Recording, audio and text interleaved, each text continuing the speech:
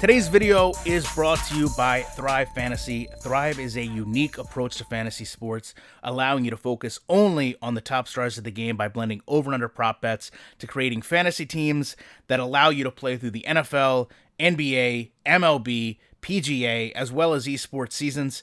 Thrive has awarded over $2 million in cash prizes. They are a proud partner of the Jacksonville Jaguars, and if you use my link in the pinned comment, you will get up to a $100 deposit match when you get started today. EA Sports is scamming gamers. Chances are you've seen more than one video with that title, or at least something similar. In a lot of cases, the word scam gets thrown around to generate interest. Most people click on a video to see how someone operates a scam, to find out if they're being scammed, or see how they could avoid being scammed. People watching those videos can come to a variety of conclusions, from someone being overdramatic to a company that's actually being dishonest. The reality is, the more people that side with the company being dishonest, the more the public opinion agrees that a customer is in fact being treated unfairly. Madden 22 is quickly becoming one of the worst received games in what is already a woeful series. With this year's game now being panned not simply by gamers, but critics as well, tired gameplay, lack of inspiration, the things that have long been a staple of this series have now been combined with EA adding game modes and features that seem void of what the community requests, but rather aimed at simply satisfying co-branding obligations.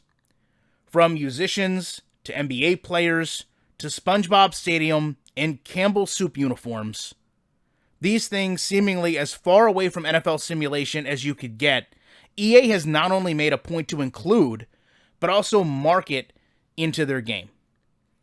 From afar, it's easy for someone to say EA is just missing the mark with their demographic in favor of these cross promotions, but when you look closer, you learn that isn't really the case. The reality is EA is very much aware of what gamers want. They've showcased us when approaching an NCAA revamp earlier this year to much acclaim, love, and support from our community.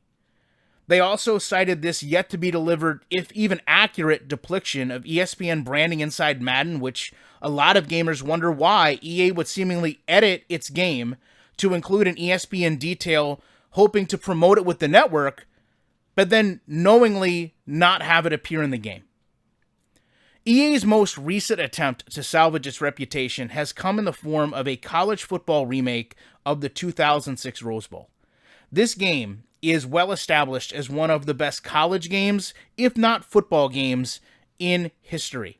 This is something that would be sure to spark an interest with gamers who maybe overlooked the franchise for the past couple years, a promotion that featured actual players playing Madden to help capture the attention of those that maybe recently stopped playing this game.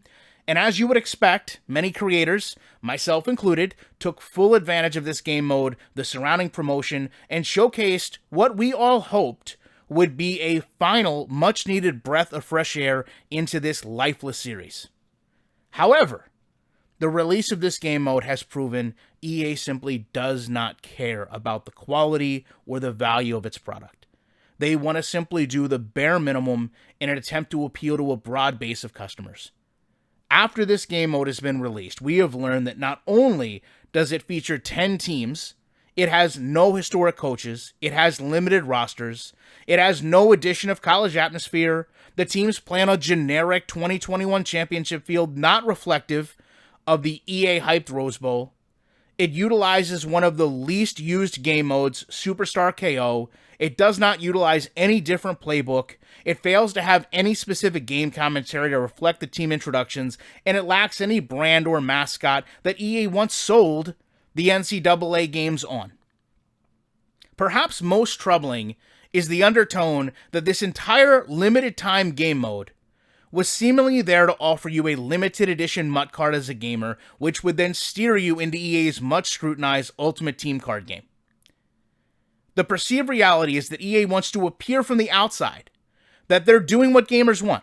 They're creating new and exciting game modes, they're answering the request of the community, but the reality is, they're not just over-promising and under-delivering.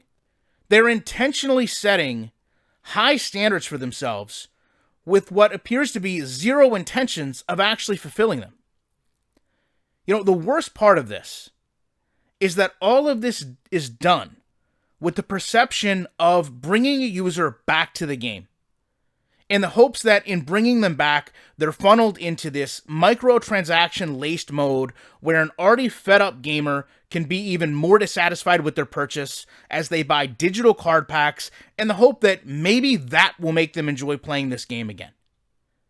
But there's so many people, and there's so many opportunities where this situation ends with someone simply doing just that, spending more money on a product that already didn't live up to the expectation it set, and the hope that they won't continue to disrespect the NFL gamers year after year. You know, EA needs to seriously change its course. We need an honest narrative in our community. We need to see a company setting goals for itself, not just to improve its game, but to share those plans with the community.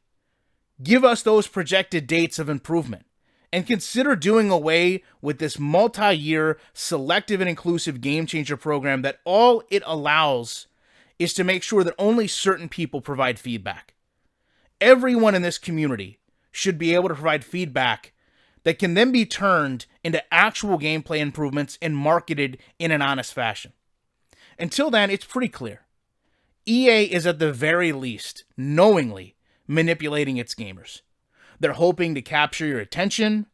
They're proclaiming they finally followed through on a complete product worthy of your time and money, only to once again prove to you the only thing they succeeded at was marketing a game, not selling it.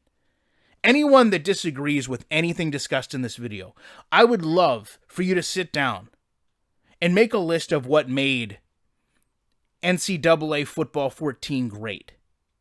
EA's NFL head coach, great.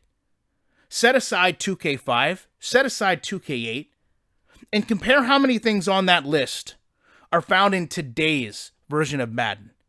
And I think more often than not, you'll learn a lot of the things that gamers embraced about past games, not just from competitors, but from EA themselves, are not found in today's game. No one asked for these things to be removed, just like no one asked for some of these things we spoke about in this video to be included. EA Sports, all we're asking for is a better gaming experience.